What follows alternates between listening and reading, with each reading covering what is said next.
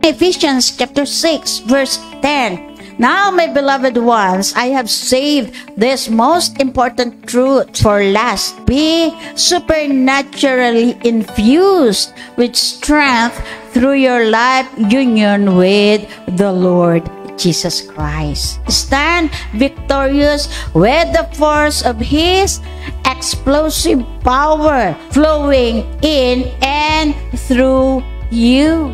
Tandaan po natin, walang makapenetrate na gawa ng kaaway sa ating mga buhay nang hindi dumadaan sa quality control ng ating Panginoon. Kasi kahit kailan hindi tayo ipapahamak ng ating Diyos, pinatunayan niya na yan doon sa krus ng Kalbaryo kung gaano niya tayo kamahal. Kaya sa laban natin ito, kung meron mang mga nandito na nagdaraan sa pagsubok, rest assured, kung kasama mo ang Diyos, tiyak panalo. Praise the Lord, God is good. And all the time, tunay nga na nakakakaba. Dito sa inyong lugar, sa totoo lang. It's been 3.5 years na nagkaroon tayo ng pandemya, no? Kaya nahinto yung ating ganitong gawain, yung pag-iikot, eka nga ng mga pastor. No, pero gayon pa man, hindi kumbaga mapipigilan. Yan, ang gawain ng Diyos. Although, talaga pang kanina pa pong, ayan, medyo talagang kumakabog ang aking dibdib. Kasi pag sinabing BTC, alam nyo naman. BTC. Kaya, sabi ko, kanina pa ako nanlalamig. Pero gayon pa man, sabi nila, kaya mo yan, Pas. Naku, hindi ko kaya, pero kaya ng Lord. Amen po ba? Kaya ng Lord. At sa umaga pong ito, isang mapagpalang araw sa ating lahat, maging sa lahat ng naabot ng live stream na ito. Isang mapagpalang araw because our God is not limited by distance, space, nor even time. Amen po ba? At sa lahat po ng narito na inuna ang kaharian ng Diyos, ang pangako niya sa Matthew 6:33, if you seek first His kingdom, all the things that we need for will be added unto us. Amen po ba?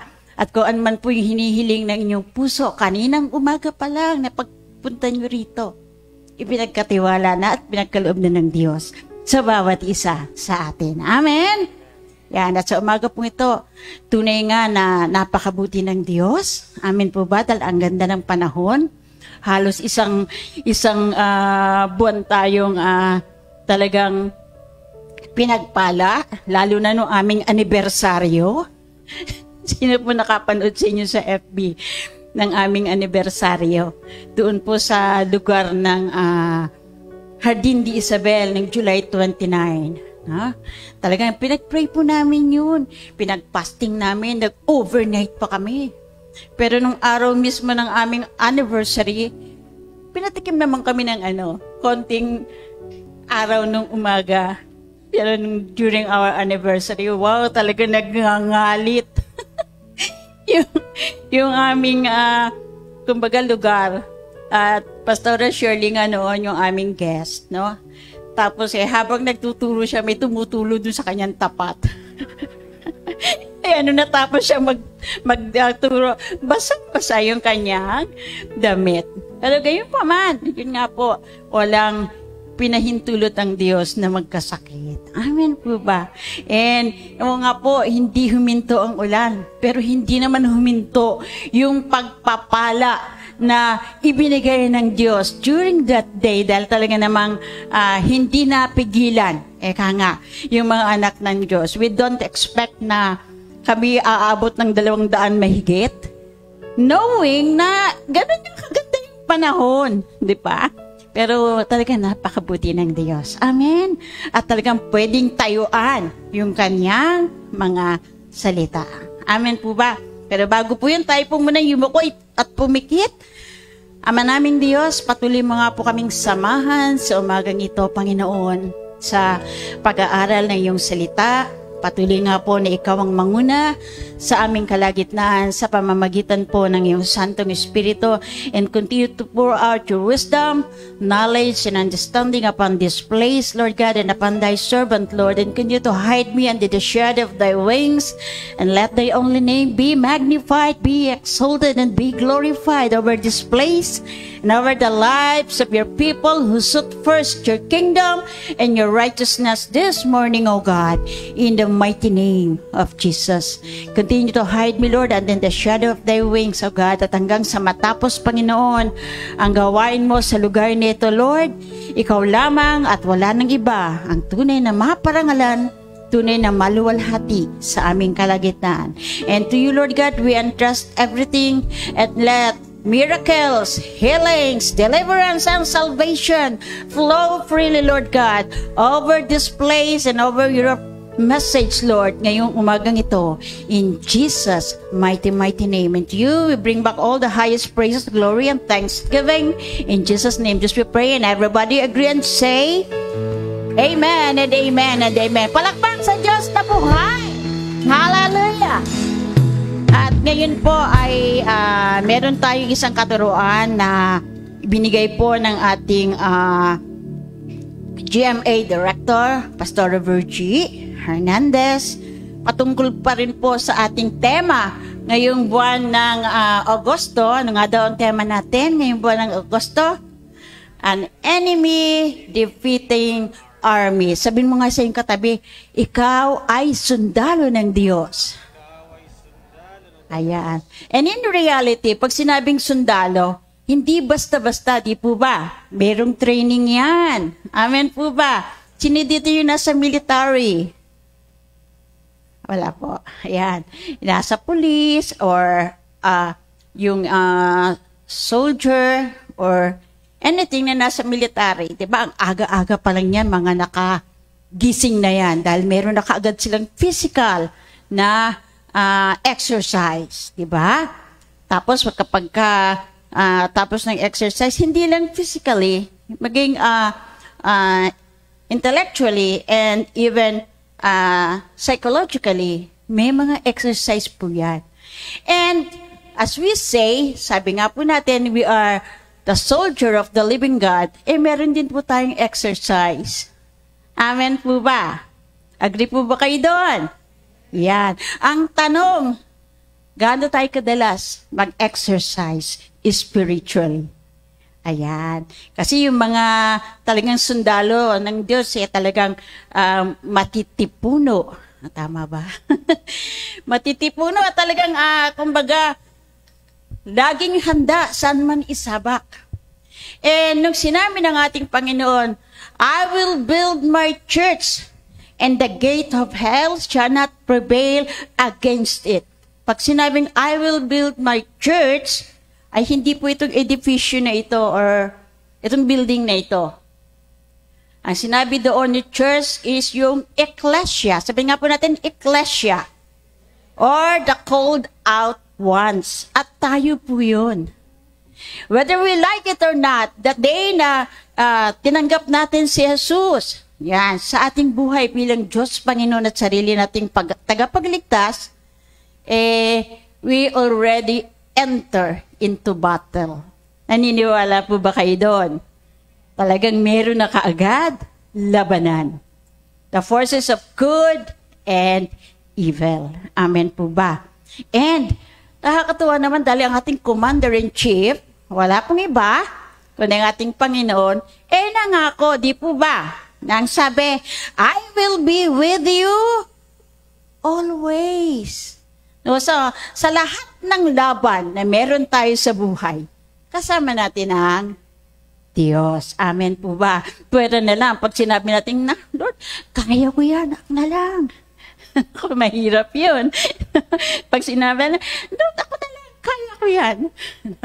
Dahil ang sabi ng Lord, I will fight for you. Amen po ba? O, hinahayaan po ba natin na ang Lord ang talagang lalaban para sa atin? Dapat lang, di ba? Dahil pangako niya yun no? And sa ating paglaban, kung ang Diyos natin ay nasa ating unahan, nasa ating likuran, nasa ating kumbaga left and right side, walang dahilan para makaisa ang kaaway. Amen po ba? At ang pag-uusapan po natin ngayong umagang ito ay may pamagat na when the battle rages. Ayan. Ano ba magandang Tagalog ng when the battle rages? Kung nagngangalit ang, tama ba? Rages, nagngangalit ang labanan. Wow. Nakakita na po ba kayo ng ganong klase sa mga, kadalasan sa mga palabas or sa mga movies, di ba? Na talagang napaka-intense ng labanan, no? Parang ganon. Sa buhay Kristiyano, ganon po tayo, no? Yung atin pong, kumbaga ay laban. Yan. Talagang masasabi natin na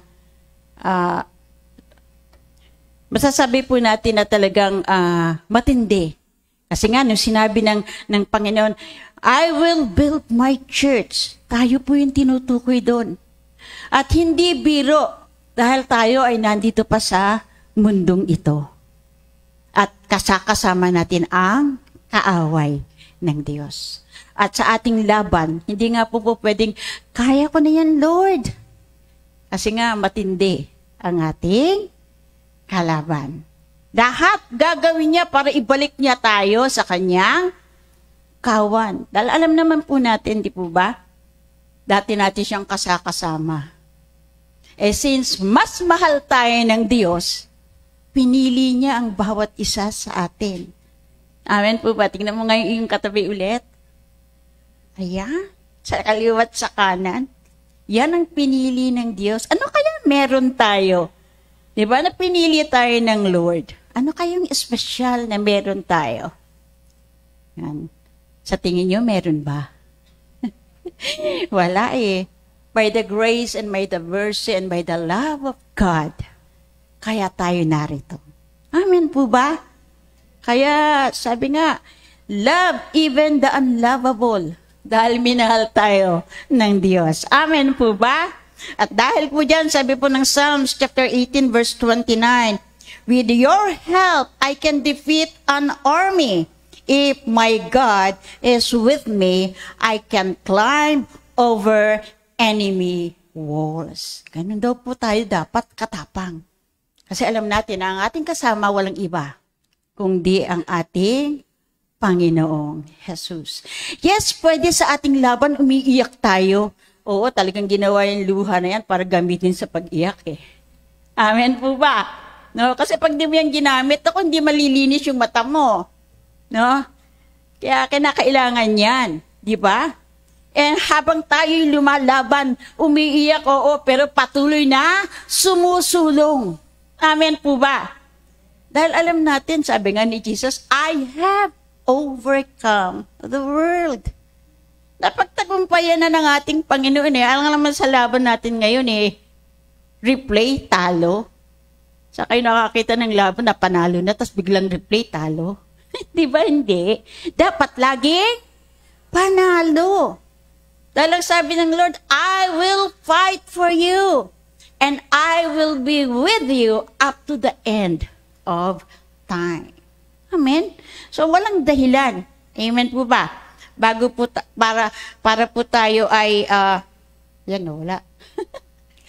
Para po tayo ay manghinawa or matakot. Dahil our God or yung kanyang salita ay pwedeng tayuan. Sabi nga sa kanyang salita, flowers, yung mga bulaklak at damo ay mapaparam, Tagalog. Yan, mawawala, no? But never ang salita ng Diyos. Because it will stand forever.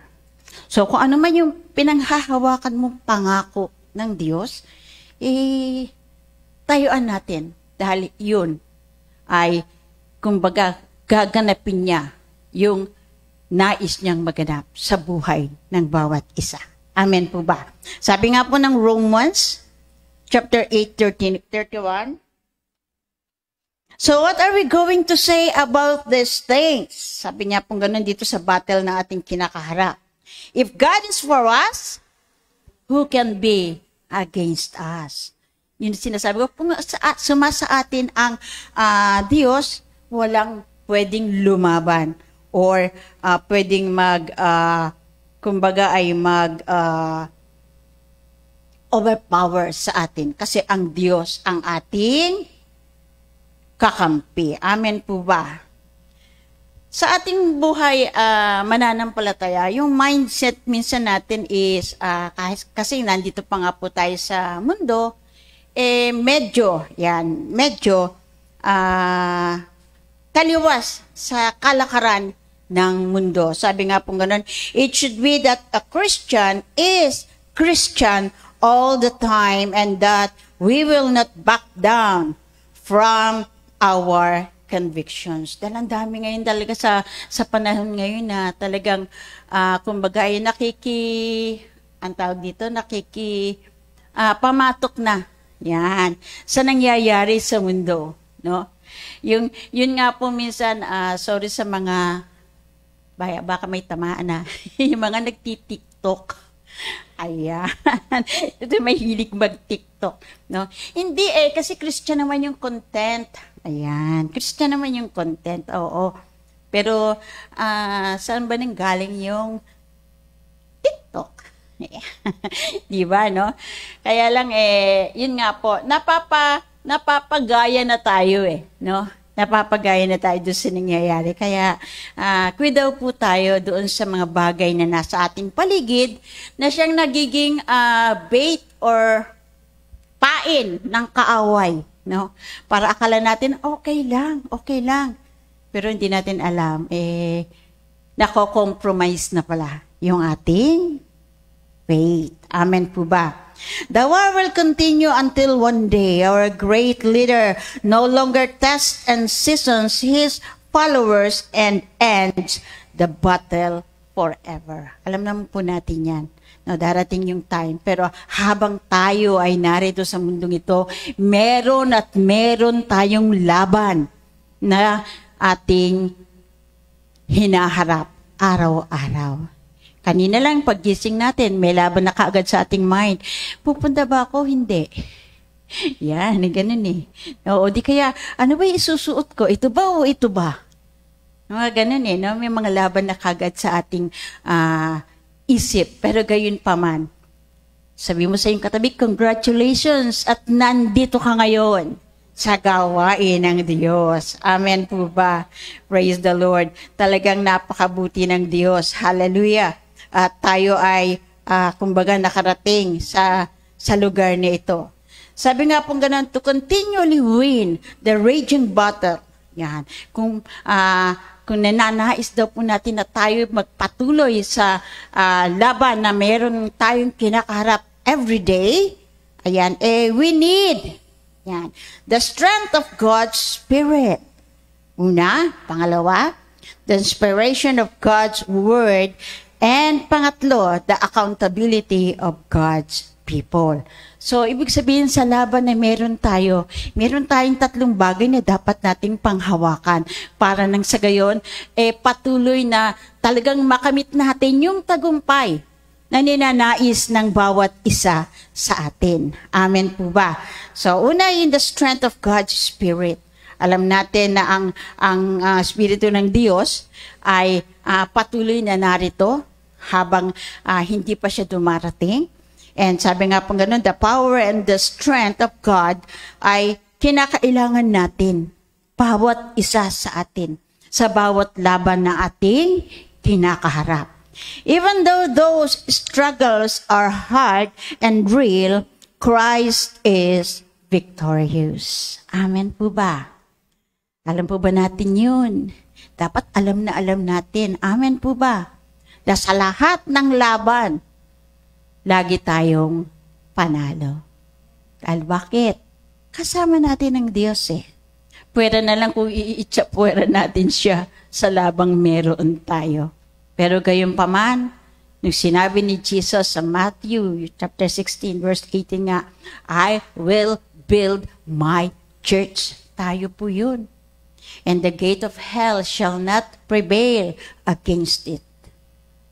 Binigyan na tayo ng kapamaraanan, binigyan na tayo ng wisdom, binigyan na tayo ng lakas, binigyan na tayo ng tactics para labanan ng kaaway. And thank God sa ating Mother Church, di ba? Lahat na ibinigay. Meron tayong DFA. Sino nagdi-DFA? Alam niyo po ang DFA? Daily Family Altar. Yan. At everyday, meron tayong topic para nang sa gayon, lahat ng ating miyembro ng pamilya ay makasama natin. Amen po ba? Meron tayong NOP, meron tayong revival, meron tayong midweek, saan ka pa? Di po ba? Talaga nun tayo kamahal ang ating Mother Church. Siguro wala nang dahilan para sabihin may isang, kumbaga ay mananampalatayang talunan. Although, ang dami talaga ng nadiskaril. Yan, noong nakaraang 3.5 taon dahil doon sa COVID. Pero wala na pong COVID. Dineclare na po yan ng World Health Organization. And, ang sabi nga pong ganun, hindi po yun, kumbaga, natural phenomenon. Yan po ay gawa ng tao. Naniniwala po kayo doon? Kasi meron nga pong sinasabi, although tayo po ba ay futuristic, futuristic, na talagang meron daw pong mga,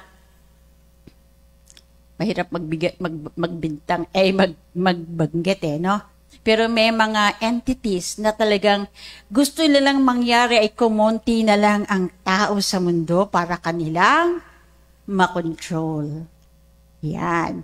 Dahil ito yung, kung mahilig po kayo magbasa ng mga propesya, di ba? No, marami po ngayon dyan sa Facebook eh. Let's analyze. Yan. And let's ask God the wisdom that comes within. Ito ba, Lord, ay talagang kalooban at mangyayari. The sure thing is, Jesus is coming so soon. Amen po ba? Lagi niyang sinasabi ni Brother Eddie sa atin. Kaya nga lagi niya sinasabi, be prepared. Kaya lahat na lang po ginagawa ng ating Mother Church for us to be always rooted and grounded sa kanyang salita. Amen?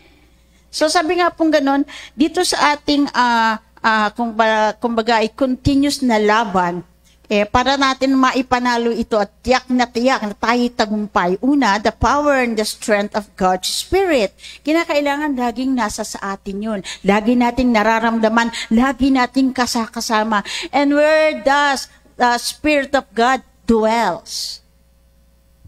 Sa puso. Sa isang malinis na lalagyan. Amen po ba? Kaya nga tinawag na holy. Kasi banal. And we have the strength that comes from the Spirit and the resources that God has given us in the Lord Jesus Christ. Kaya meron tayong tinatawag na everyday na journaling. Ayan, nagjo-journal po ba tayo everyday? Yung pagbabasa natin ng salita ng Diyos. Kasi ito yung ating lakas. Dahil we are an spirit being, hindi lang physically, na kung paano natin pinakakain yung ating mga physical na katawan ng 3 times a day, sometimes 5, sometimes 6. Oy, why 6? Kasi minsan merong midnight snack. Di po ba? No? Kasi may merienda na in between sa umaga at sa hapon. Yung breakfast, lunch, and dinner pa. Kaya nung pandemya, wala tayong ginawa kasi hindi tayo makalabas No? Pinagbunto na natin pagkain. Amen po ba? Pero doon sa mga anak ng Diyos, talagang sa halip ng mga problema, wow, ang mga bewang naglakihan. Kasi nga, pinagpala ng Lord. Amen po ba? Kaya dapat ay, kumbaga ay ganun tayo keen, no? Na sa labang ito, dapat lagi tayong panalo. Sabi nga ng 2 Timothy chapter 1 verse 7 sa easy version, be strong because God has given us His Spirit, and His Spirit does not cause us to be afraid. Instead, His Spirit causes us to be powerful to serve God. He helps us to love God and other people, and He helps us to control ourselves. Amen po ba? Kasi yung Holy Spirit, siya yung nag-uudyok, siya yung nagsasabi, siya yung nagpapaalala, siya yung nagkukonvict kung ano ang dapat at nararapat nating gawin araw-araw. Amen po ba? Kaya kailangan lagi natin siya kinakausap. Amen? Praise God.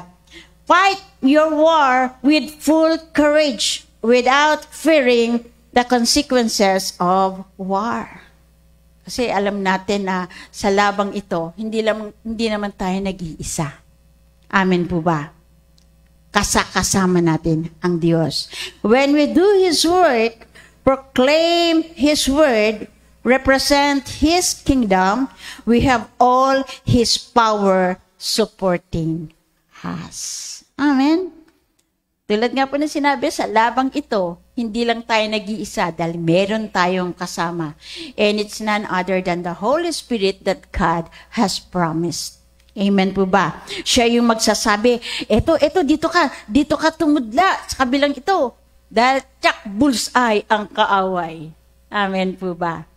So, we have be that sensitive enough sa ating mga buhay spiritual, sa mga promptings ng Holy Spirit sa ating mga buhay. Amen po ba? Kung nais natin na tayo ay maging mapagtagumpay. Amen po ba? Sino dito sa ating kalagitnaan ang sumali sa isang, contest na ang nasa isip, ay talo ako. Saan ka nakakita ng ganun? Di ba lahat tayo, sa anumang laban, maging contest man ito, o anumang laban ng ating buhay, ang gusto natin lagi tayong panalo. Kasi yun ang gusto ng Diyos sa kanyang mga anak. Amen po ba? Ang laging panalo. And inassure naman yan sa atin ng ating Panginoon. Kasi sabi niya, I have already overcome the world. Amen po ba? So, walang dahilan para tayo ay maging talunan. Amen po ba? Dahil sabi niya, I will be with you and will fight for you. Amen?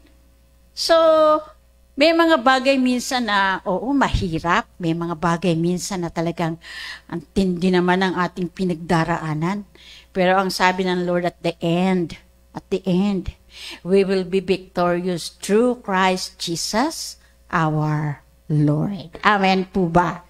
Yan. Sabi nga po ni Ephesians chapter 6, verse 10, now, my beloved ones, I have saved this most important truth for last. Sabi niya ganun, be supernaturally infused with strength through your life union with the Lord Jesus Christ. Kung nais daw po natin, sabi nga pong gano'n, na makamit yung tagumpay na ninanais natin na sa bawat laban natin, lagi tayong nasa unahan. Supernaturally daw po na i-infused, or ano ba sa Tagalog yung magandang Tagalog ng infused? Yung pag-alabin, tama ba yun?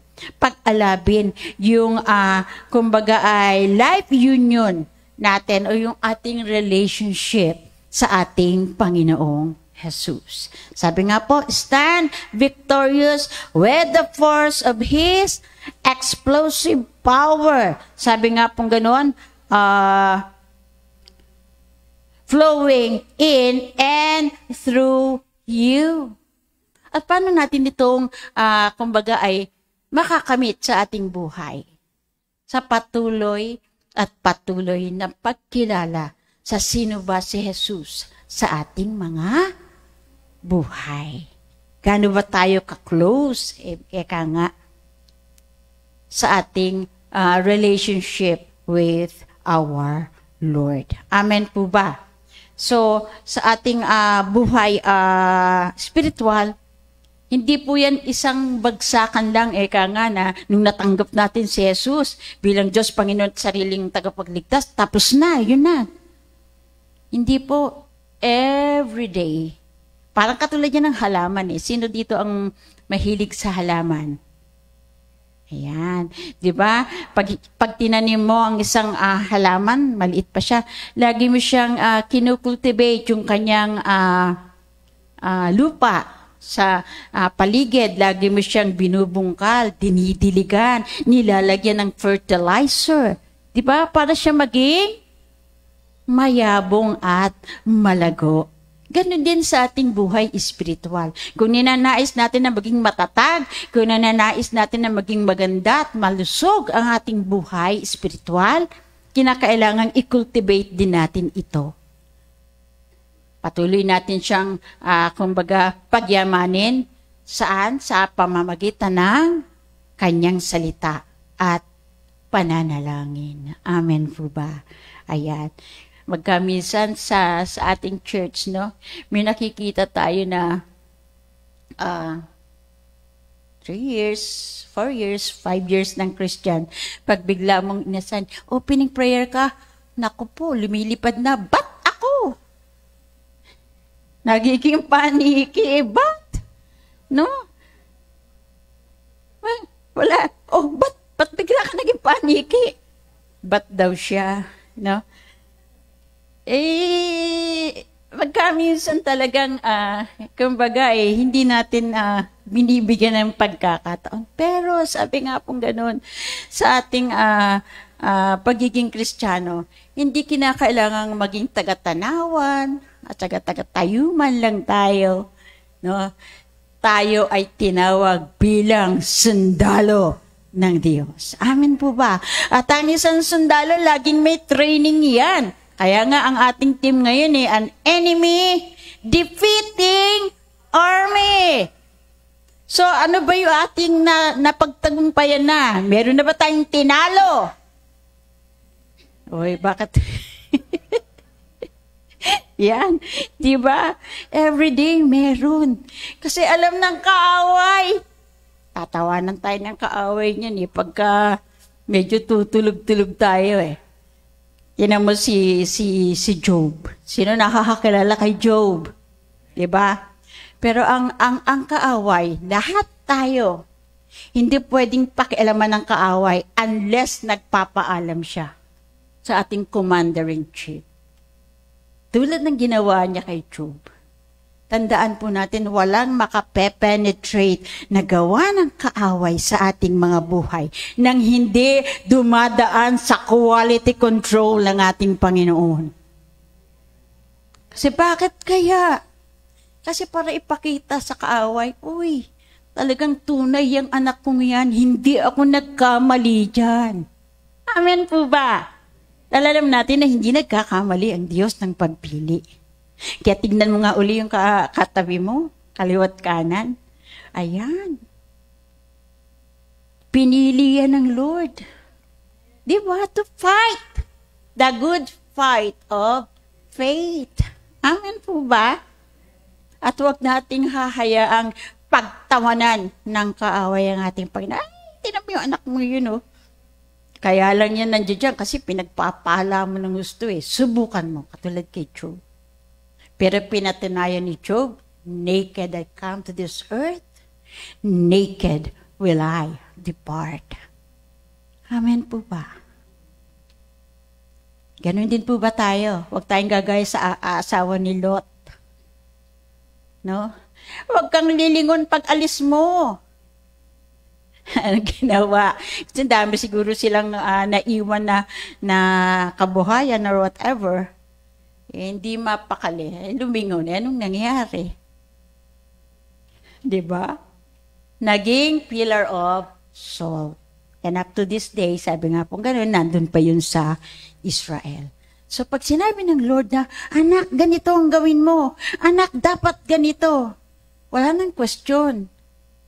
Yes, Lord. Yes, Lord. Yes, Yes, Lord. Kasi kahit kailan hindi tayo ipapahamak ng ating Diyos. Amen po ba? Pinatunayan niya na yan doon sa krus ng Kalbaryo kung gaano niya tayo kamahal. Kaya sa laban natin ito, kung meron mang mga nandito o kung meron man sa ating FB page na nagdaraan sa pagsubok or sa laban, rest assured, kung kasama mo ang Diyos, tiyak, panalo. Amen po ba? Still, palakpakan po natin ng Lord. Sabi nga po, masarap ang laban kapag ito yung talagang napagtagumpayan. Amen po ba? Sa mga nagdaang panahon, daming laban na hinarap. Daming laban na talagang, kumbaga ay, Lord, di ko na kaya eh. Di ko na kaya. Pero, sige lang Lord, sabi mo sasamahan mo ko eh.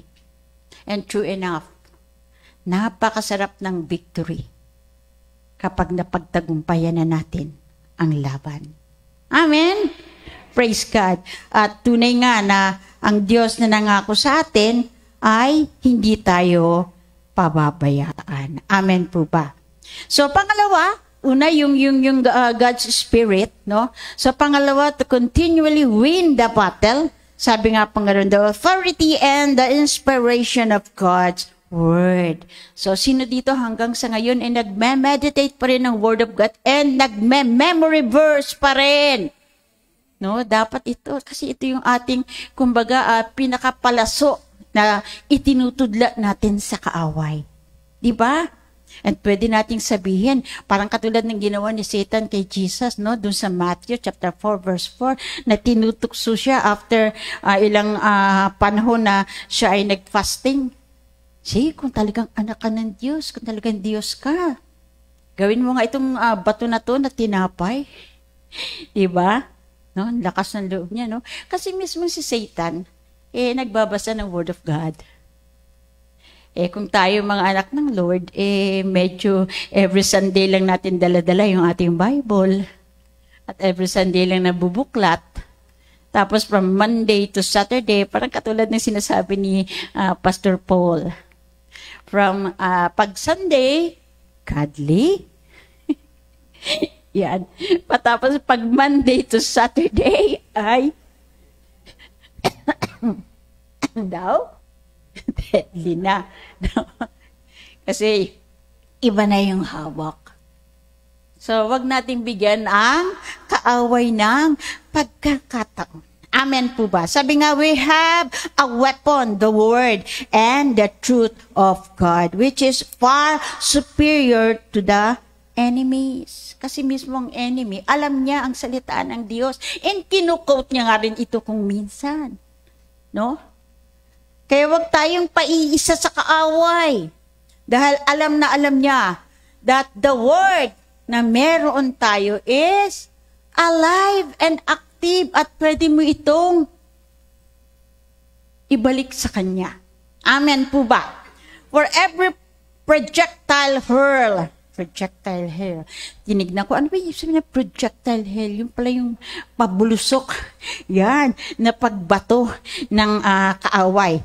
Sabi nga po nga, for every projectile hurl at us, counter it with the promises from our great chief commander. Diba?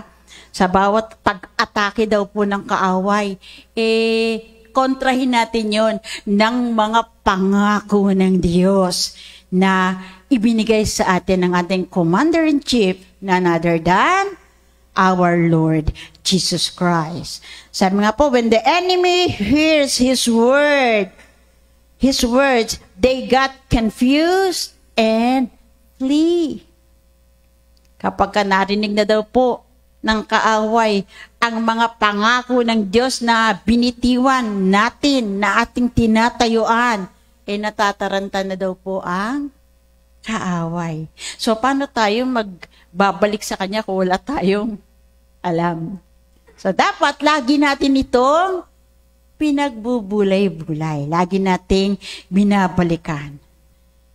Ako po ay laging merong isang chapter ng Book of yung Kawikaan. No? Proverbs. Kasi ito yung everyday, kumbaga everyday book na yung everyday lives natin ang tinutukoy. Diba? No? And daming beses ko na siyang natapos. Pero hanggang ngayon, di ko pa din siya kabisado. Kasi bakit? Kasi nga, every time na ating binabasa yung salita ng Diyos, iba at ibang kapahayagan ang ibinibigay ng Lord sa bawat isa sa atin. Amen po ba? Because His Word is alive and active. Sabi nga po ng Hebrews chapter 4, verse 12. Diba? And piercing even the innermost part. No? Kaya nga kung minsan sa isang gawain katulad nito, minsan may mga tao na, bakit alam na alam nung taong yun na nagsasalita kung ano yung nararamdaman ko at kung ano yung pinagdaraanan ko. Hindi naman ako nagsabi sa kanya. Diba? Kasi bakit? Buhay ang salita ng Diyos. And to whom it may concern. Sabi nga po, to whom it may concern. Hindi yan patama sa iyo, kapatid, kaibigan. Iyan ay pangungusap ng Diyos sa iyo personally. Amen po ba? Hindi yan, kumbaga, alam niya. Hindi. Alam ng Lord. Hindi alam ng tao, alam ng Lord. Amen po ba? At alam niya kung paano ka kakausapin. Amen po ba? At ito nga po yung kumbaga, authority or kapangyarihan, yung inspiration ng Word of God sa bawat isa sa atin. At kung nais natin na laging alive and active ang mga pangako ng Diyos at ang kanyang salita, we have to meditate on it day and night. Tulad nga ng ating nakaraang team, no, kay Joshua. Diba? Kasi alam na alam ng Panginoon, Joshua, be courageous dahil ang babait ng kanyang mga kasama. Diba? Kaya sabi niya, maging matatag ka, Joshua. Lagi mong pagbulay-bulayin ito. Doon pa lang sa book of Deuteronomy, kay Moses, sinabihan na si Joshua, ilang beses sinabi sa kanya, be strong and be courageous. Ganon din sa bawat isa sa atin. Dahil alam nating malapit nang matapos ang laban. Amen po ba? Sabi nga ni Brother Edith, andyan na, kumakatok na. Any minute, any moment, pwedeng mag-rapture. Ang tanong, tayo ba'y makasama o tayo may left behind? Dapat ay kasama tayo sa rapture of the church. Amen po ba? At alam natin na yung ating sandata, saan kayo nakakita ng yung itak? Yan, sa mga farmer, diyan may ganyan, itak. Dasang beses mo lang, ang tawag dito, hinahasa. Yan, tas itatago mo na. No? Kahit na bagong hasa yun, tas tinago mo. Pag kinuha mo, anong meron? May kalawang, di ba? Kasi nga hindi ginagamit. No? Ganon din sa atin. Sa ating laban. Sa ating, kumbaga ay, pagharap sa kaaway. Lagi nating hahasain. At ano yung ating sandata? The sword of the Spirit, which is the Word of God. Kaya nga laging sinasabi, lagi nating gagamitin. Para nang sa gayon, lagi itong matalim. Kaya pag unday natin ng tabak na ito sa ating kalaban, tsak, siya ay masusugatan. Amen po ba?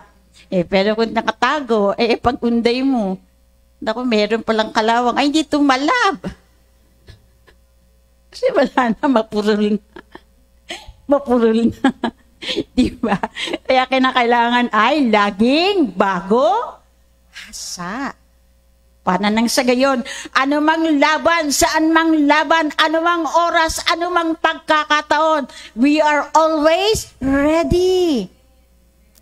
Di ba? Hindi tayo tutulog-tulog. Hindi katulad ng, kumbaga, mga tao sa mundo. Hindi na nga pinapansin niya ng kaaway. Kasi alam niya, akin na yung mga yan eh. Ang binabantayan niya, itong mga taong nasa loob ng church. Dahil hindi niya papayagan dahil dati tayong magkakasama. Sabi niya, bakit ngayon nag-iba ka na? No? Wag tayong pumayag dahil pwede natin sabihin, mas mahal ako ni Jesus kaysa sa iyo. Diba? Binigay nga niya yung kanyang buhay eh. Dahil ganun ako kamahal ng Diyos. Amen ba? Palapakan nga natin ng Lord.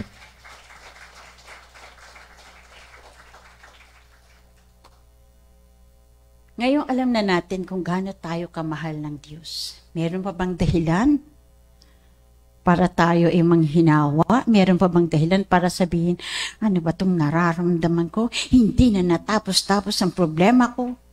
No? Habang nandito tayo sa mundo, talagang nandito tayo sa war zone. Amen po ba? Dahil the moment na tinanggap natin si Jesus, nag-umpisa na tayong lumakad sa war zone. Pero ang mabuti at nakakatuwa, sa laban natin ito, tayo ay nasa winning side. Amen po ba? Laging panalo. Amen. Dahil alam natin na ang Diyos na nangako, ang Diyos na nagsabi, ay tapat. Amen. Sabi po ng John chapter 8, verse 31, Jesus said to the Jews who believe in Him, "You are truly my disciples if you remain faithful to my teaching." Amen po ba? Tunay nga, sabi pa gano'n, ikaw ay aking disipulo kung mananatili ka sa aking mga turo. Amen po ba? And sabi ng 32, kinote niya ni Brother Eddie kanina eh. Di ba? Sinong nanood kanina? Yan. Sabi nga nun, then you will know the truth and the truth will set you free. Minsan, mahirap harapin yung katotohanan eh, di ba? Masakit. Pero kung ito naman yung dahilan para ikaw ay mapalaya sa iyong kinalalagyan, tanggapin na natin. Amen po ba? Dahil ito naman yung magbibigay sa atin ng kalayaan. Our commander is also the greatest warrior that ever lived. He promised that even when all looks bleak, that we would be victorious. Onward, we must attack with the weapons He has issued us. Ano ba in-issue na weapon? Meron bang in-issue sa inyo na weapon? Hawak nyo ba? Baka hindi nyo alam kung ano yun. The Word of God. No? Kakatuwa nga dahil sa ating mundo, sa ating bansa. Yan, sa ating mundo eh. Sa ating bansa, napaka-free na magdala ng Bible. Amen po ba? Sa ating bansa, kahit gaano kalaki yung Holy Bible, taas nga natin, meron ba tayong dalang sandata? Yan, 1, 2, 3, 4. Asan yung iba? 5, 6. Paano yan? Pupunta tayo ng laban, wala tayong dalang sandata. Naku, pag nasa lubong natin ng kaaway, patay. Teka muna ha, kukunin ko muna yung sandata ko, uwi muna ako. Naku, wala na. Tinudla ka na ng kaaway. Diba? Dapat laging handa. Parang katulad na Boy Scout and Girl Scout. Laging handa. Kasi ang kaaway, hindi yan nagsasabi, mamaya may laban tayo maghanda ka. Hindi po ganun. Inaano ka nga niya hinuhuli ka niya, unaware nga kinukot ka niya unaware para nang sa ganun, alam niya na talagang makakaisa siya sa'yo. Sabi ng ating Commander-in-Chief, napagtagumpayan ko na ang mundo. Ako na ang bahala sa'yo.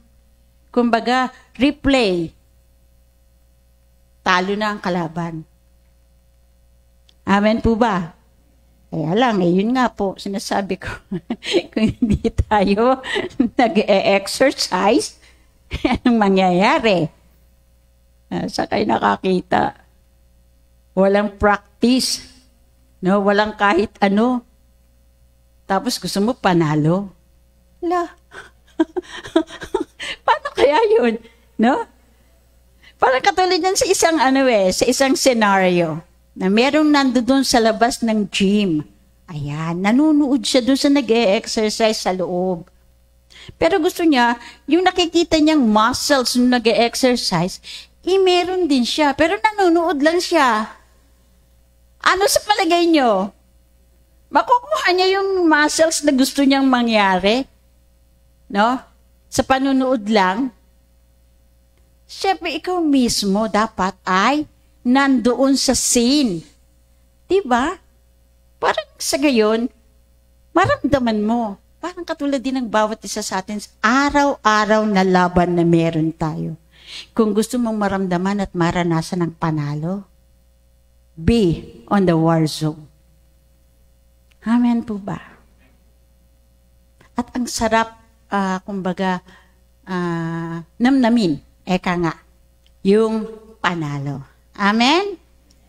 When He gives the word, He will move. Sabi niya gano'n. Kasi ang pangako ng Lord talagang, ay bawat isa sa atin, eka nga, ay bibigyan niya ng kapamaraanan. For now, we must resist the attacks and fight. So, sino dito yung merong laban kaninang umaga pa lang? Ako kanina, maraming laban. Kasi talagang aminado ko sa inyo, talagang kumakabog-kabog yung puso ko. Talaga sa Lord, ang tagal no? 3.5 years bago tayo nakabalik sa ganito. Kaba ako, Lord. Pero, yun nga po, na-overcome ko by the power of His Word. Amen po ba? So, pangatlo, kung we want to continually win the fight or win the battle, sabi nga, the encouragement and the accountability of God's people. Ayan. Kaya meron tayong tinatawag na ganitong gawain. Meron tayong Sunday service, meron tayong NOP, meron tayong midweek, meron tayong, yun nga, yung sa revival natin sa ngayon, binigay ng itaas, no? Kung magkamisan, meron pang extra sa ating mga gawain. Para nang sa ganon, patuloy tayong ma-encourage. Dahil talagang sa mundong ito, wala na tayong makikita na talagang nakakabigay ng encouragement, no? Tulad ngayon, ang taas na naman ang bilihin. Diba? Tumaas na naman ang Meralco. Yung kuryente. No? Tumaas na naman yung pambili ng bigas. Nabuti lang ako, hindi na ako nagbibigas. Hindi na ako bibigas. Nakain ng bigas, ng kanin. Diba? Pero gayon pa man, lumalapad pa rin. No? Pero buti na lang talagang napakayaman ng ating heavenly economy. Hindi siya nauubusan. Diba? Hindi nauubusan ng ating heavenly economy. Nang sabi ng Lord, I will supply all your needs. Hindi wants, needs. According to His richest glory in Christ Jesus, our Lord. So, paano tayo tatanggap ng supply? Kailangan meron tayong right relationship with Him. Amen po ba? Kasi kung wala ka sa listahan, parang katulad ng ayuda, wala pangalan mo dito. Paano ka tatanggap? Diba? So, siguraduhin natin na yung pangalan natin nandun sa listahan ng Diyos. Amen po ba? Dahil alam natin, sige palakpakan natin ng Lord. Hallelujah. Dahil alam po natin na talagang pagdating ng panahon, what is for us is for us. Depende yun sa kung paano tayong nakikipag-deal sa ating Lord. Amen po ba? Believers need to stick together in times of trouble. There is power of brethren living together in unity. Yun pa rin po yung gusto ng Lord eh. Nagkakaisa tayong lahat. Amen po ba? Encouragement from one another is a mighty advantage of the church against the enemy. Yung pagtapik, yung simpleng pagtapik lang natin minsan sa ating kapatiran, yan. Nagbibigay na talaga sa atin ng lakas ng loob. Nagbibigay na sa atin ng encouragement to go on. To? Yun lang, kumbaga ay pagkakaisa natin. Sabi nga po gano'n, nakakita na siguro kayo ng walis tingting, di ba? Yan, walis tingting. Subukan niyo kumuha ng isang peraso dun sa walis tingting at ipangwalis niyo. Ano mangyayari? Di ba? Unlike ko yun ay sama-sama. Di po ba? Ganun tayo eh. Ganun po tayo. Kinakailangan ay nagkakaisa. Amen po ba? Sabi nga ng Hebrews 10:25, easy version, some people have stopped meeting with the group of Christians, but that is not good. We should all continue to meet together. We need to help one another to be strong and brave. That is now even more important because the Lord's great day is coming. Alam na alam po natin yun, di ba? At lagi yung sinasabi ng ating spiritual director na any minute, any moment. Kumbaga kumakatok na sa ating mga pinto. Kaya kinakailangan wala sa ating maiiwan. Lagi tayo handa. Amen po ba? Dahil alam natin kung ano ang mangyayari pag tayo naiwan. Handa ba kayo magpapugot? Yan yung sabi. No? Pag naiwan ka, didinay mo yung lahat ng bagay. No? Lahat. And dati pinag-uusapan lang yung sinasabing chips, yung tatakan, yun. Ngayon totoo na po eh. Di ba? In some other countries, meron na. Yun yung ginagawa nila, yung cashless society.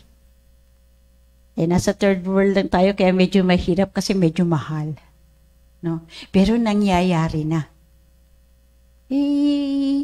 Wag tayong paiisa.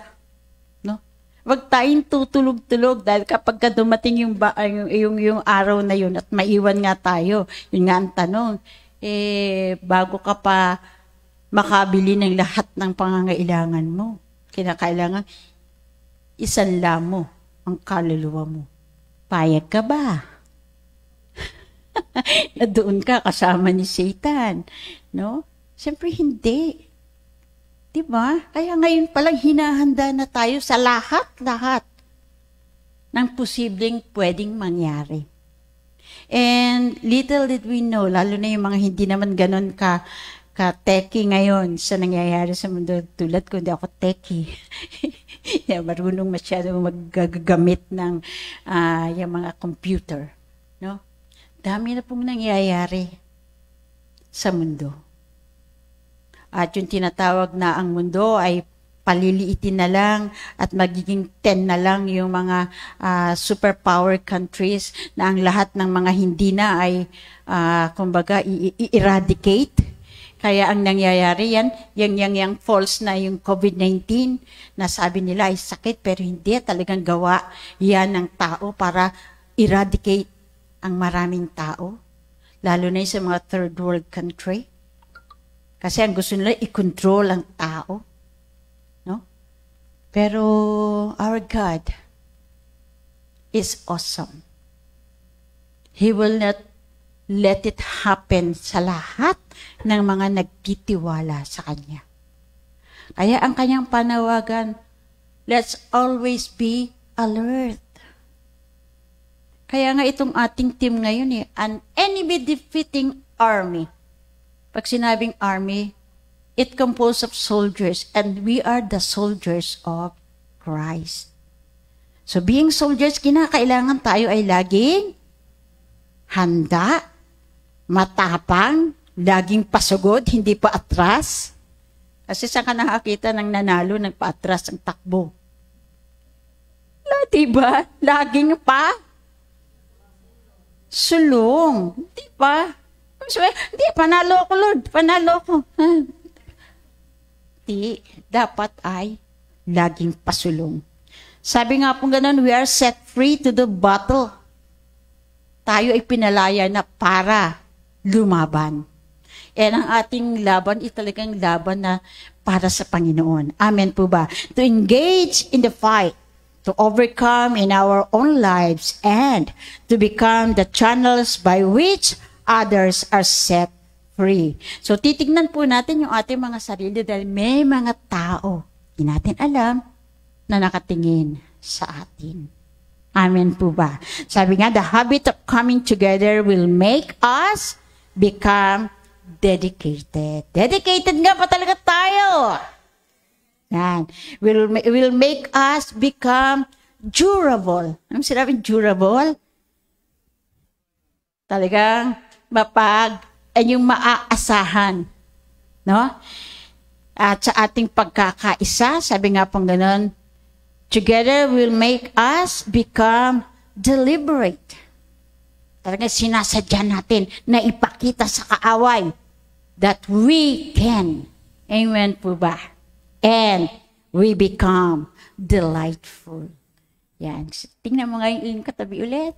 Yan. Delightful daw. It means to say talaga, yung aura niya laging nakangiti. Nakangiti ba? Praise the Lord. Diba? Laging meron tinatawag na radiant sa kanyang mukha. As a follower of the Lord, you don't have to give through life downtrodden and defeated. Come see what it means to be on the winning side. Amen po ba? Bilang daw po mga mananampalataya ng ating Panginoon, hindi po kinakailangan yung mukha natin. Nakakita na kayo ng mukha ng yung pinakikita sa showbiz, yung isang nakangiti, tapos isang nakangiwi. So, hindi daw po tayo dapat ganon. Dapat lagi tayong nasa winning side. And as the battle rages, the Lord will be with you to do exploit. And, sabi nga pong ganon, shake hell. Kaya ba? Kaya ba? Handa ba nating yugyugin ang impyerno? Ay, ba't ang hina? Ala, dapat na? Oo, kasi meron tayong kapangyarihan that comes from God. At nangako ang Diyos that I will be with you even up to the end of time. Amen po ba? Kaya meron tayong lakas ng loob. Kasi sinabi ng Lord, I will fight for you. At pag sinabi ng Lord, totoo. At gagawin yun ng Diyos para sa atin. Ang tanong, handa ka ba kapatid? Para sa labang ito. Dahil tunay nga, ang Diyos na buhay ay hindi nagbabago noon, ngayon, at magpakailan man. Tayo pong lahat ay tumayo sa umaga pong ito.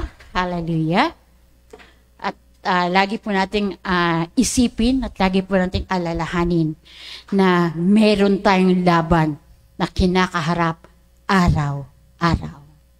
Kaya lagi tayong dapat na nag-e-exercise sa ating laban para nang sa gayon ang lahat ng laban na ating kakaharapin ay laging mapagtagumpay. Amen po ba? Praise God.